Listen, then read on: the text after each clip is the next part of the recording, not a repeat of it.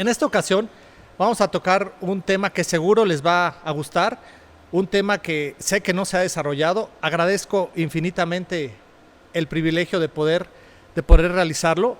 En esta ocasión vamos a tener a un invitado en el cual pues ya tiene muchos años de trayectoria en este medio, mas sin embargo, como que esa parte nunca se ha hablado con el amable auditorio.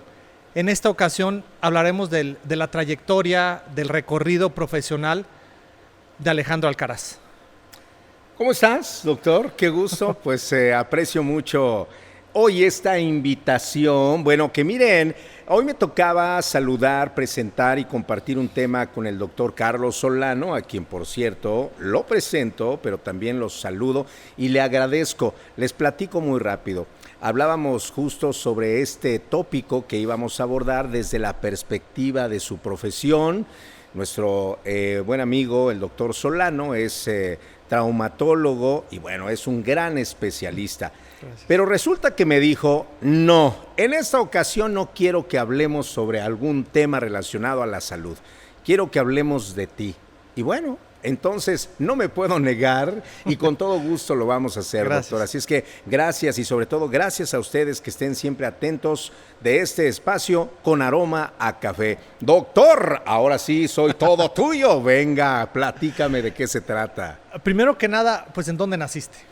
Bueno, vamos a platicar un poquito, decía el doctor, acerca de un servidor con la idea, desde luego, de que conozcan parte de este servidor.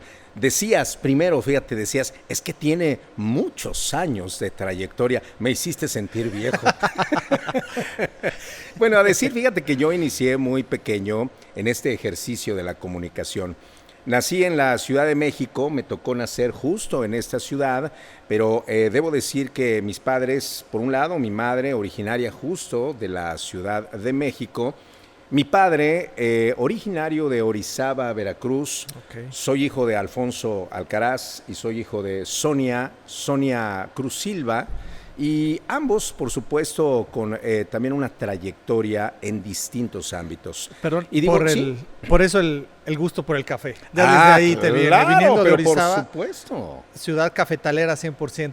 Veracruz, por supuesto que Veracruz tiene, desde luego, muchos lugares extraordinarios y desde luego el café no puede faltar. No puede faltar. Así es que bueno, para todos ustedes también que disfruten de un buen cafecito, Coatepec además, que es un lugar extraordinario.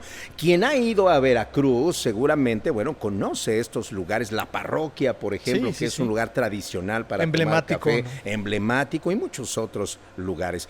Pero decía, me tocó nacer en la Ciudad de México, y digo me tocó porque resulta que pues viajábamos por distintos lugares, ¿no? Okay. En el caso de algunos de mis hermanos, nacieron justo allá en Veracruz, ¿no? Yeah. Mientras que me hubiera tocado nacer en Guadalajara, fíjate, en la Perla Tapatía. Okay. Pero al final, bueno, nos movimos a la Ciudad de México y es ahí donde nací. Naciste? Definitivamente hablar del lugar de nacimiento es hablar también de este gran país, porque debo decir, me tocó esta maravillosa bendición, así lo he dicho siempre, de nacer en este México lindo, y qué rico también, y qué lindo también, ¿no? Así es que bueno, pues es justo ahí mi lugar de nacimiento. Naces en la Ciudad de México. ¿Sí? Y por el trabajo de tu papá, ¿era estarse moviendo mucho? Sí, correcto. Nos teníamos que mover tiempo después, debo decir, mis padres emprenden caminos distintos. Mi madre entonces inicia también este recorrido profesional y es donde ella comienza también a desarrollarse dentro de una gran empresa que fue Grupo Televisa. Es ahí entonces donde comienzo yo pues a conocer parte de este ambiente, de este medio. 34 años, fíjate, colaboró mi madre para Televisa. Permíteme hacer una pausa. Claro. ¿Qué edad tienes tú cuando conoces Televisa, cuando te paras por primera vez en los foros, en este monstruo que vemos, cuando vamos por Periférico, que ahí lo podemos ver, o fue Televisa Chapultepec, Televisa San Ángel, ¿en cuál fue donde conociste esta empresa? Sí, claro, Televisa San Ángel, que es justo donde mi madre inició.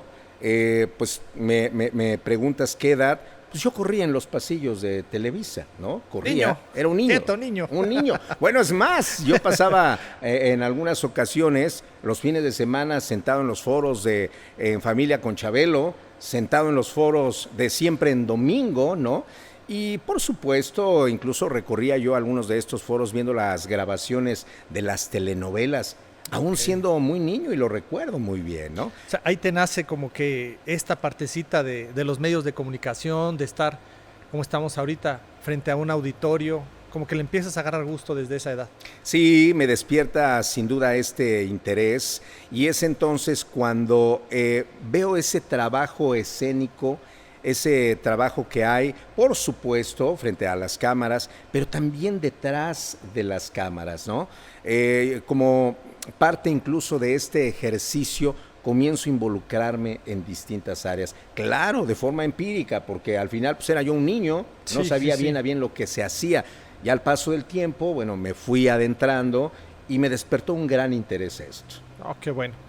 Y realmente, pues digo, en ese entonces y hasta la fecha, Televisa sigue siendo una empresa que es, si no es la más importante de Latinoamérica, la más importante. Entonces, en ese entonces te tocó la época del famosísimo Tigre, ¿no?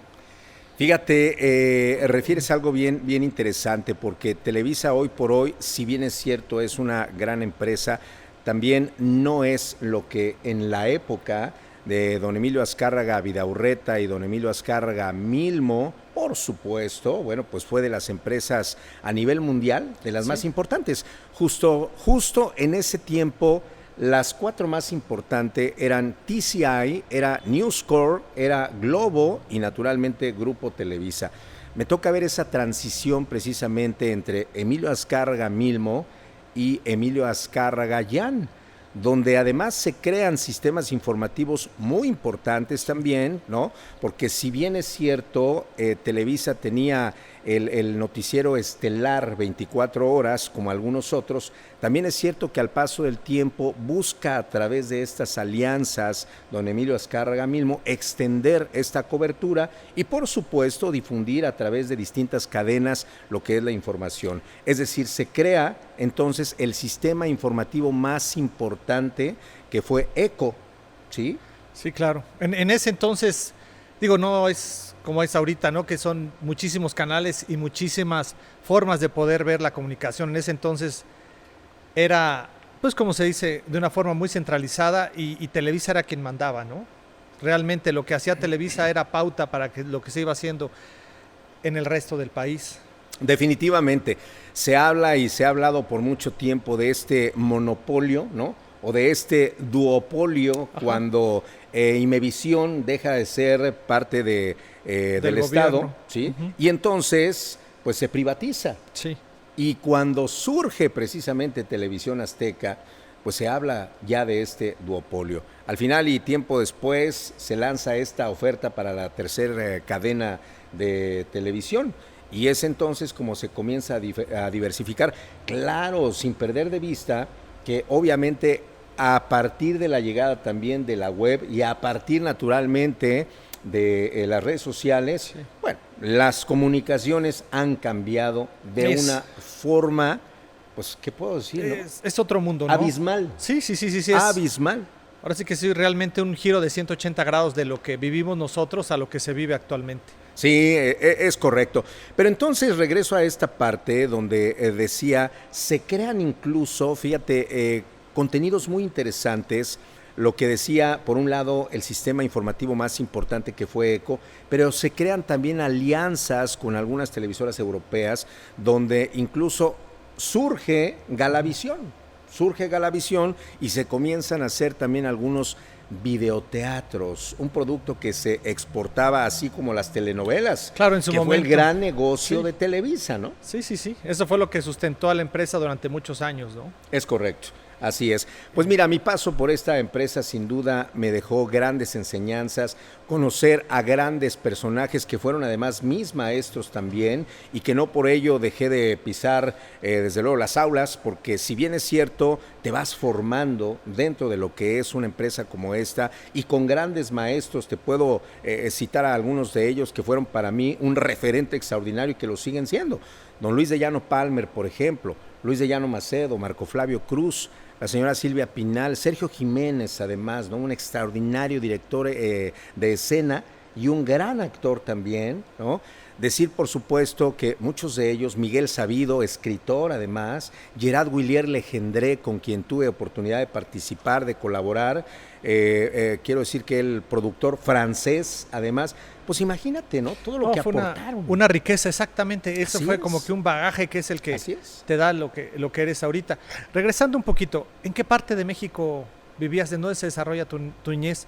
¿En el norte, en el sur, en el centro? Sí, yo crecí justo en la delegación Iztacalco, ahí por Río Churubusco. Ahí es donde comienzo yo a, pues de alguna manera, ¿no? Como a encontrarle un poquito de sabor a los deportes también, porque resulta que vivía muy cerca del autódromo. Entonces te imaginarás que los fines de semana escuchaba yo pues a los el rugir de las máquinas, de esas máquinas poderosas, ¿no? Y de pronto me escuchaba y decía yo, ¿qué será eso, no? ¿Qué será eso? Pues, ¿qué crees? Me encanta patinar, esa es una de mis aficiones también, y me iba yo en patines, ¿no? A ver qué sucedía. Pues justo detrás de una de esas puertas veía yo pasar a estos automóviles, ¿no? A estos que hoy, por cierto, pues muchos de estos autos ya son parte de los museos, ¿no? Porque hay que decir, es correcto. Esto se va precisamente renovando y a partir de la tecnología, bueno, pues han surgido nuevas máquinas. Pero me encanta, por ejemplo, las carreras de autos, ¿no? Hoy la Fórmula 1, bueno, pues es un tema extraordinario también. Pero ahí crezco y después me muevo hacia el centro de la Ciudad de México. No propiamente en el centro, pero parte de esa demarcación, por allá por el Hospital La Raza, por esos rumbos. Un poquito más al norte. Un poquito más al norte, efectivamente, ¿no? Esta parte de la colonia industrial, Lindavista, todo eso era mi recorrido. ¿Estudias todo el tiempo en México? Estudié, sí. Primaria, secundaria, preparatoria. Ahí me formé en la Ciudad de México, por supuesto he hecho algunos diplomados, estudio la carrera en Ciencias de la Comunicación. La licenciatura, exacto, ¿en dónde la realizas? La licenciatura la estudié allá en la Ciudad de México, la licenciatura en la Metropolitana, ¿no? Y después pasa un tiempo para titularme porque ya me exigía incluso el ejercicio profesional, me exigía tiempo, porque hacía yo, además de televisión, hacía también teatro, hacía cine a la vez. Fíjate que hablar de cine es también apasionante, ¿no? Esa parte, para más o menos irnos hilando. Entonces, empiezas a conocer Televisa, te encanta de niño y como que se te da que te vayas a Ciencias de la Comunicación. Pero ¿cuándo deja de ser un juego y cuándo ya se vuelve una responsabilidad de trabajar, de que tengas un horario, que tengas un jefe? ¿A qué edad ya das ese cambio? Mira, resulta que yo crezco en un hogar y con una madre que además pues siempre me dejó como tomar mis decisiones. Es decir, yo crezco con esta maravillosa oportunidad de decidir lo que mejor quiera y me plazca en mi vida, ¿no? Y que mira, debido a eso, por supuesto que me di muchos frentazos, ¿eh? Es parte del proceso, ¿no? Que tuve distintos descalabros, sí. Pero que al final hoy le agradezco porque ella me dio siempre la libertad para hacerlo. Es decir, cuando yo comienzo a recorrer estos pasillos ahí en San Ángel, me doy cuenta naturalmente que este ejercicio era lo mío, me gustaba mucho. Y es entonces donde no solo lo tomaba yo como un juego, sino además ya me veía yo desde muy pequeño dentro de estos grupos de trabajo, donde además a los 13 años, te quiero decir, pido yo mi primera oportunidad ahí, siendo asistente de Alejandro Camacho, de Rebeca Jones, ¿sí? ¿En Cuna de Lobos o qué era? Sí, bueno, grababa entonces, fíjate que Rebeca Jones grababa una telenovela que se llamaba Dos Vidas. Ok. Y Alejandro Camacho también hacía teatro y tenía alguna telenovela. Y creo que era El extraño retorno de Diana Salazar, algo así. Pero pido yo mi oportunidad, ¿no? Se me abren las puertas y sin problema. Es cuando asumo, como bien decías ya, este rol, ¿no? Como asistente, pero de una forma muy responsable. Pero, además. o sea, ya te conocían, ya eras una cara conocida ahí en en los foros. Es por eso que te dan la Sí, oportunidad. por supuesto. Y empiezas entonces, ¿qué actividades realizabas? ¿Qué actividad realizaba un niño de 13 años en Televisa? ¡Ay, Porque maravilloso! ahorita no veo a un niño de 13 años trabajando. No, ¿cómo están haciendo a un niño que trabaje? Como decíamos, era otro contexto, eran otras épocas, ¿no? ¿Pero qué hacías a los 13 años? Sí, sí, sí. Fíjate, recuerdo muy bien. Tuve 2 participaciones ahí. Primero con Alejandro Camacho, te decía, y luego con un ejecutivo dentro de la empresa, José Luis Piñal. José Luis Piñal era entonces el director de información de Televisa, que tenía a su cargo a grupos como Fresas con Crema, que tenía a su cargo a grupos como, era por ahí Flans, ¿no? Etcétera. Bueno, pero regreso a esta parte de Alejandro Camacho. Sí. ¿Qué hacía yo? ¿Sabes qué? Se me enseña a revisar los breaks de trabajo, que son los llamados, Okay. y a seleccionar su vestuario para la siguiente escena. Me comienzo yo a adentrar en la parte de los libretos, a leer precisamente, ¿no?, lo que un escritor plasma precisamente en cuanto a la parte de los días, tardes, noches, si es interior, si es exterior, si es locación, si es dentro y fuera, si es 1 o 2 personajes, si es, por supuesto, un vestuario que viene de una escena anterior para dar continuidad, y me empiezo a involucrar mucho en esto. Entonces, para ser concretos, ¿qué hacía yo? Revisaba yo el break, el llamado, para saber qué escena correspondía grabar para tener listo su vestuario. Y entonces corría yo del camerino al foro para saber en qué escena iban, y regresaba yo también pues a alertar a mi jefe, que era entonces Alejandro Camacho, y decirle, hey, ya le va a tocar, ¿no? Fíjate que su palabra de Alejandro Camacho siempre fue y ha sido Canito, ¿no? Canito. ¿Cómo van, Canito? ¿En qué vamos, Canito? Okay. Ya me toca, Canito, y Canito. Un hombre al que además no solo le admiro, sino también le tengo un gran reconocimiento y gratitud también, porque debo decir que pues, siempre fue un buena jefe, persona. Qué bueno. Un buen ser humano. No, y sobre además. todo, pues siendo un niño de 13 años, como que sí está un poquito más complicado el trato, piensa uno, ¿no? En ese monstruo que es Televisa. ¿Y ahí cuánto tiempo estás de asistente? ¿Cuánto tiempo? Lo que duró el curso, justamente el proyecto. Okay. Porque luego Mariagna Prats, una gran actriz también, Mariagna me pide asistirle. Okay. Pero no solo Mariagna, sino tiempo después Miguel Pizarro, ¿no? Que ya no sabemos de Miguel, y bueno, pues esperemos que se encuentre, desde luego, tanto Mariagna como Miguel, pues que se encuentren bien. Pero decía, me piden apoyarles, me piden ayudarles, y es así como me empiezo a enrolar justamente en esta actividad. Una actividad que me permite conocer y adentrarme a los distintos géneros también de la televisión. Y siempre fue como que detrás de cámara lo tuyo. Sí, claro. Sea, nunca pasó por tu cabeza, quiero ser actor, quiero ser el bueno de la película, el malo de la película, no. Wow, fíjate que es también una pregunta bien interesante, porque resulta que sí, efectivamente, Televisa en su momento dio esta oportunidad a los familiares, ¿no? Era una empresa familiar, sí, ¿no? Sí. Y dio la oportunidad justo para que muchos de los familiares de los colaboradores se fueran sumando, se fueran integrando. Te quiero decir que estuve yo en 2 proyectos ahí que tuve la oportunidad de participar. Uno era el proyecto Timbiriche y el otro fue el proyecto de una telenovela que encabezaba entonces Marta, la mamá de Diego Schoening, Marta Zabaleta. ¿Sí? Marta Zabaleta. Y por alguna razón no se llevó a cabo ese proyecto. Tiempo después se lleva a cabo con el nombre de Carrusel, que cuando se crean estas alianzas, como decía yo, y este sistema informativo pues a nivel mundial, entonces se lanza ese proyecto que fue Carrusel de las Américas. Tuve algunas participaciones, sí, dentro incluso de aquel programa que si alguno de ustedes lo vio, si alguno de ustedes tuvo oportunidad de conocerlo, seguramente sabrá, pero también era yo muy chiquillo, papá soltero. Ah, claro. Recordarás, ¿no? Bueno, pues es así donde justo me inspira, ¿no?, poder participar en algunos de estos proyectos. Pero naturalmente, pues no podía yo ir ni a los ensayos, no podía ir yo justo a esa parte porque... Pero, ¿sí? ¿Qué horario tenías? ¿De trabajo? Sí, sí, sí. Bueno, lo que te estoy diciendo de participar en estos proyectos era antes de ser asistente, ¿no? Ok. Que era mucho más pequeño aún, pero mi horario era el horario de grabaciones, o sea, yo no tenía un horario, aunque sí se me daba oportunidad de asistir durante ciertas horas, eran 5 horas quizá. Por la escuela, para ¿no? atender la escuela, naturalmente. O sea, entonces en las tardes y fines de semana ahí estabas. Sí, así es. Ahí estaba. Oye, nos están diciendo que ya se nos acaba el tiempo, pero seguramente vamos a tener una segunda. Ah, claro que sí. Bueno, si me invitas. Lo vamos a retomar.